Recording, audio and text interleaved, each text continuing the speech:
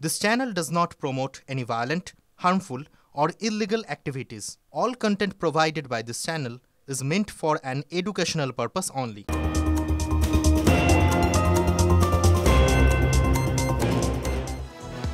শুরুতেই মালদার দিকে নজর রাখতে হবে, কারণ মালদায় পাঁপড় বিক্রেতাকে গুলি করে খুন। সাইকেলে বাড়ি ফেরার সময় কাশিমনগর এলাকায় পাঁপড় বিক্রেতাকে লক্ষ্য করে গুলি। কথা বলবো আমাদের প্রতিনিধি শুভতোষ আমাদের সঙ্গে রয়েছে। শুভতোষ, হঠাৎ করে এই ধরনের ঘটনা ঘটলো কেন? কোথায় কোথায় গুলি চলছে কেন মালদা, এখনো কি জানা যাচ্ছে?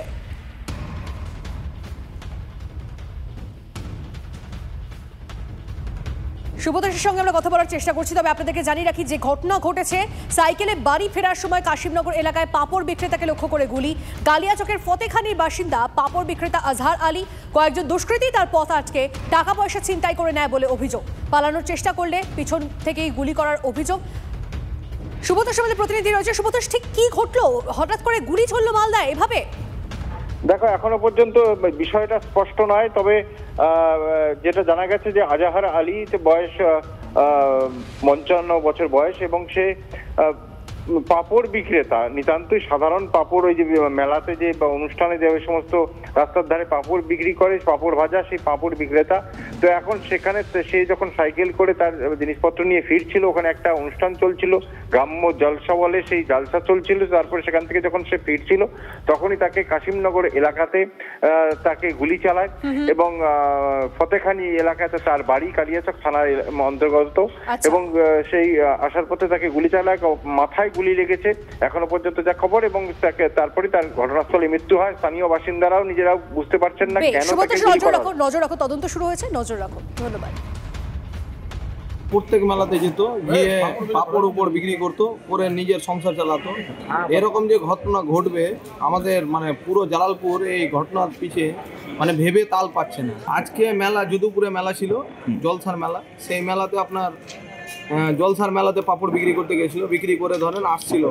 সেই পথে আসার পথে যেভাবে হোক কি রকম করে কি করেছে না করেছে করে লোকটা আপনার আমাদের জালালপুর ঈদগাহ যাওয়ার রাস্তা, যে কাশিমনগরের রাস্তা, সেই রাস্তাতে NH 34-এর পাশে মেলা থেকে ফিরছিলেন পাপড়। তো মনে হয়েছে ওই রকমই যে বুলেট আপনার ফায়ার হয়েছে।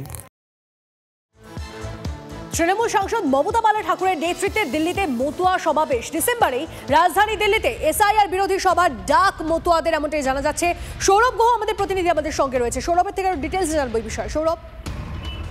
তন্নিষ্ঠা, SIR আবহে আস্তে আস্তে কিন্তু ছুট চড়াচ্ছে তৃণমূল কংগ্রেস। একদিকে যেমন তারা রাজনৈতিকভাবে বিভিন্ন সভা, বিভিন্ন কর্মসূচি তারা নিচ্ছেন, অন্যদিকে মতুয়া সমাজের পরিপ্রেক্ষিতেও কিন্তু বহু কর্মসূচির দিকে এগোচ্ছে মতুয়া সমাজ।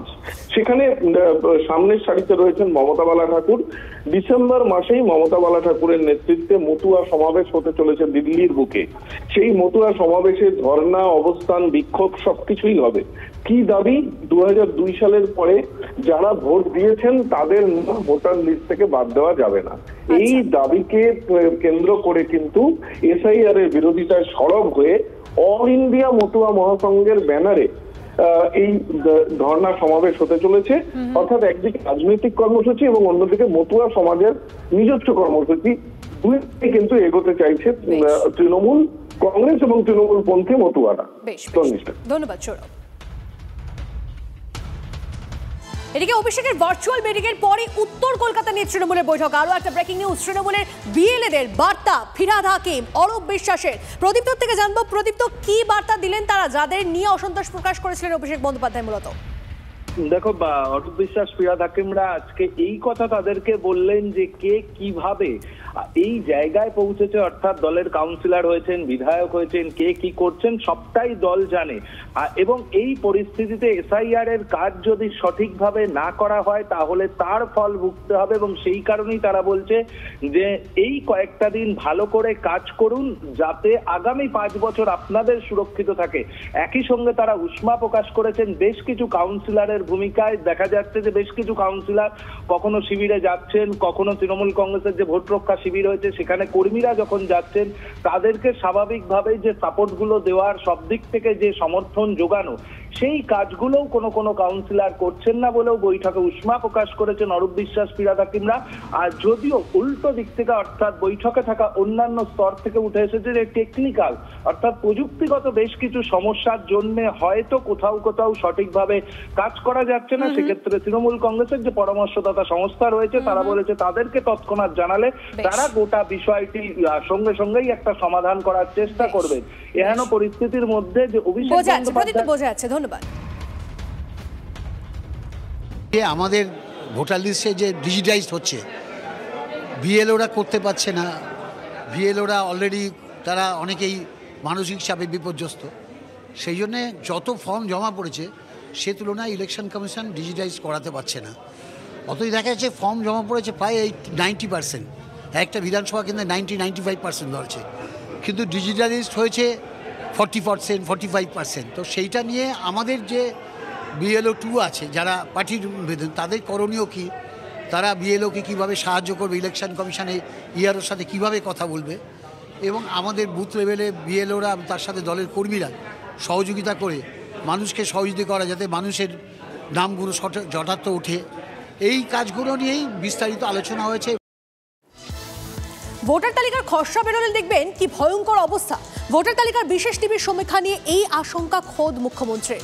কৃত্রিম বুদ্ধিমত্তা বা এআই এর প্রয়োগ নিয়ে চাঞ্চল্যকর দাবি করেছেন তিনি। এই ইস্যুতে আবার পাল্টা মুখ্যমন্ত্রীকে কটাক্ষ করেছেন বিরোধী দলনেতা। প্রথমে শুনুন মুখ্যমন্ত্রী ঠিক কি বলেছেন, তারপর বিরোধী দলনেতার বক্তব্য। আমের জায়গায় শাম চলে যাচ্ছে, শ্যামের জায়গায় যদু চলে যাচ্ছে।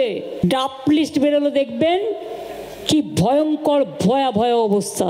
আবার এখন আর্টিফিশিয়াল ইন্টেলিজেন্স, ধরুন আমি মমতা ব্যানার্জি এবং আমার ভোটার লিস্টের সাথে কি করছে আর একটা মমতা ব্যানার্জির নাম রেখে দিচ্ছে। ফলে অরিজিনাল মমতা ব্যানার্জি যখন ভোট দিতে যাবে তখন দেখবে disallow, she is not original, আর্টিফিশিয়ালটা অরিজিনাল হয়ে গেছে। ওটা উনি করেন এআই দিয়ে, আমাদের ছবি পোস্ট করেন ব্যঙ্গ করে। ওই একটা লম্পট আছে 3 বাচ্চার বাপ, তৃণমূল ছাত্র পরিষদের নেতা, ও আমার ছবি করেছিল। গতকাল থেকে তরুণ জ্যোতি তিওয়ারিকে নিয়ে নোংরা পোস্ট করছে এআই করে। ওটা ওরা করে, ওই কালচারটা ওদের, ভারতীয় জনতা পার্টির কালচার নয়। বিএলও শব্দটার সঙ্গে বঙ্গের পরিচয়টা গাঢ় হয়েছে এসআইআর পর্বে। স্যারের ক্লাসে অনেকে বিএলওর পারফরমেন্সই নজর কাড়া, কমিশনের নজরে হিরো। এমনই এক হিরোর গল্প এবার আপনাদের দেখাবো। চাপ বা চোট কোনোটাই যার শিরদালায় চির ধরাতে পারেনি। প্রচুর কাজ করেছেন বিএলও যেটা আছে, প্রচুর খাটনি করেছেন বিএলও যেটা আছে, অ্যান্ড বিএলও যে আছে ও অ্যাকচুয়ালি যে আছে আমাদের এসআইআর এক্সারসাইজ হিরো আছে। রাজ্যের মুখ্য নির্বাচনী আধিকারিকের এই মন্তব্য শুনে অনেকেই বিভ্রান্ত হয়েছিলেন, কারণ মনোজ আগরওয়াল যখন এই মন্তব্য করছেন তখন তার অফিসের বাইরেই কিছু বিএলও ধর্নায় বসে। তাহলে কাদের হিরো বলছেন মুখ্য নির্বাচনী আধিকারিক? প্রশ্নের উত্তর রাজ্যের দিকে দিকে ছড়িয়ে। কাজের চাপ নিয়ে বিক্ষোভ, অসুস্থতার অভিযোগ, আত্মহত্যার অভিযোগ যেমন উঠছে, তেমনি একটা বিরাট অংশের বিএলও মাঠে ময়দানে হিরোগিরিও করছেন। এই যেমন ক্যানিংয়ের সিন্টু রাউত। এসআইআরের কাজ শুরুর কিছুদিন আগে দুর্ঘটনা, শিরদাঁড়ায় চোট, সোজা হয়ে হাঁটতেও কষ্ট, কিন্তু কাজে না করেননি, চিঠি লিখে অব্যাহতিও চাননি। শিরদাঁড়ার চোট আর মনের জোর নিয়ে বেরিয়ে পড়েছেন। সঙ্গী একটা টোটো। সাহায্যের জন্য ছেলেকে সঙ্গে রেখেছেন, বাড়ি বাড়ি গিয়ে এনুমারেশন ফর্ম দিয়েছেন। এখন সেই ফর্ম সংগ্রহ করছেন, আপলোড করছেন। কোনো ভোটার সমস্যায় পড়লেই বাড়িয়ে দিচ্ছেন সাহায্যের হাত।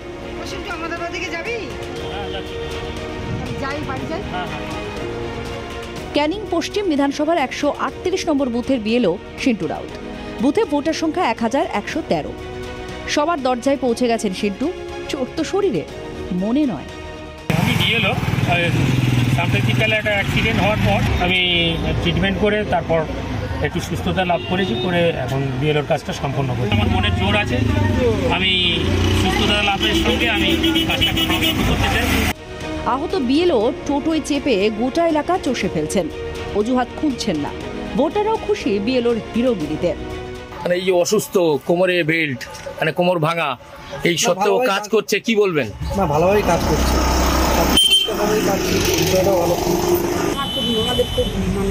ভালো লাগছে, তুমি যা করছে বলার কোনো ভাষা নেই।